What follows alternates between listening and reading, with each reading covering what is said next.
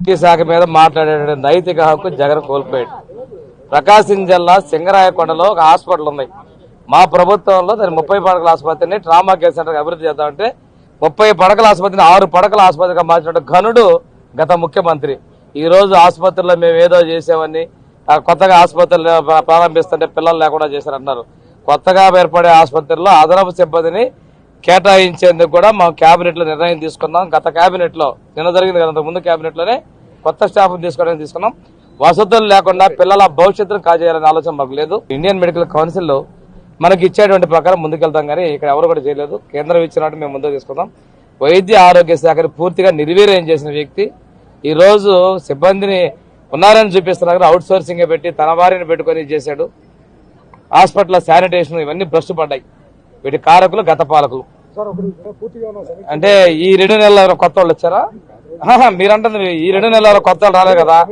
గతంలో 100% వైద్యం జరిగింది మీరు అంటున్నారు. ఈ 2 నెలల్లో ఎవరు కొత్త వాళ్ళు రాలేదు. గతంలో ఉన్నటువంటి వాళ్ళే ఏదైనా లోపాలు ఉంటే దాన్ని ప్రక్షాళన చేస్తాం. అందరికీ వైద్యాన్ని అందుబాటు ఇవ్వాలని మా ప్రభుత్వం చిత్తశుద్ధిగా ఉంది. ఒక్కసారి తీసుకుంటే బెడ్షీట్ లో రోజుకొక రంగు పెట్టి బెడ్షీట్ మార్చినటువంటి చరిత్ర మాది. బెడ్షీట్లు మార్చకుండా ఉంచినటువంటి పరిస్థితులు ఉన్నాయి. వైద్యం అందకుండా ఇబ్బందులు ఉన్నాయి. ఈ రోజు కూడా మనం గతంలో చూసుకుంటే సిటీ స్కాన్లు పనిచేయాల. అటువంటి దారుణ ప్రతిదీ రిఫరల్ చేసిన ప్రతి దాన్ని కూడా గుంటూరు పంపించారు. జిల్లాలో ఒక పెద్ద ఆసుపత్రి అనుకున్నప్పుడు ఈ పెద్ద ఆసుపత్రి పేరుకే పెద్దగా ఉంది, కానీ స్థాయి పెరగలేదు. ఆశించినటువంటి స్థాయిలో అన్ని సౌకర్యాలు కల్పించి మెరుగైన వైద్యం అందించే విధంగా మా ప్రభుత్వం చదివింది. తెరకు ముందే ఖాళీ అయింది. దాని గురించి మాట్లాడుతూ పనిలే. ఎవరైనా నడిచేటప్పుడు ఒడివడి నడుకలు ఒకటితో మొదలవుతాయండి, వేలాదికి వెళ్తా ఉంటాయి. నేను చెప్తుంది బుడిబుడి నడకల నుంచి పరిగెత్తా ఉంటారు. ఈ రోజు మొదలవుతున్నట్టుంది. మేమైతే ఆకర్షించలా వస్తున్నట్టుంది.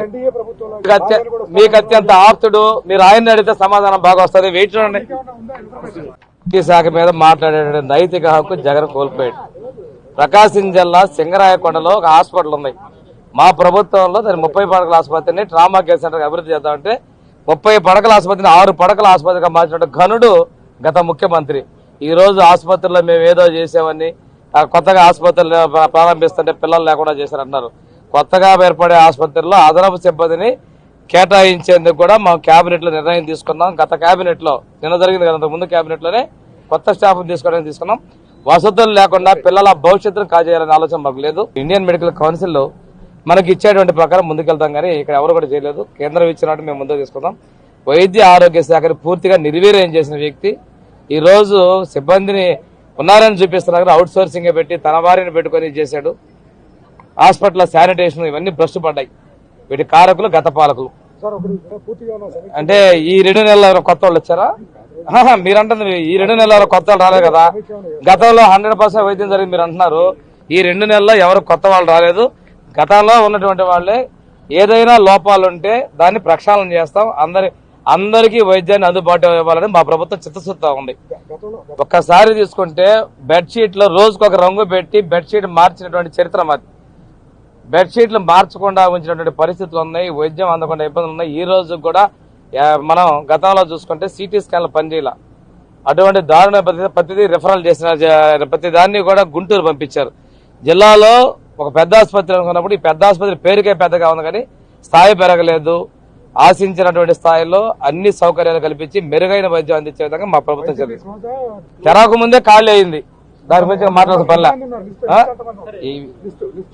ఎవరైనా నడిచేటప్పుడు ఒడివడి నడుకలు ఒకటితో మొదలవుతాయండి, వేలాదికి వెళ్తా ఉంటాయి. నేను చెప్తుంది బుడిబుడి నడకల నుంచి పరిగెత్తా ఉంటారు. ఈ రోజు మొదలవుతున్నట్టుంది. మేమైతే ఆకర్షించలా వస్తున్నట్టుంది. మీకు అత్యంత ఆప్తుడు, మీరు ఆయన్ని అడిగితే సమాధానం బాగా వస్తుంది. వెయిట్ చూడండి.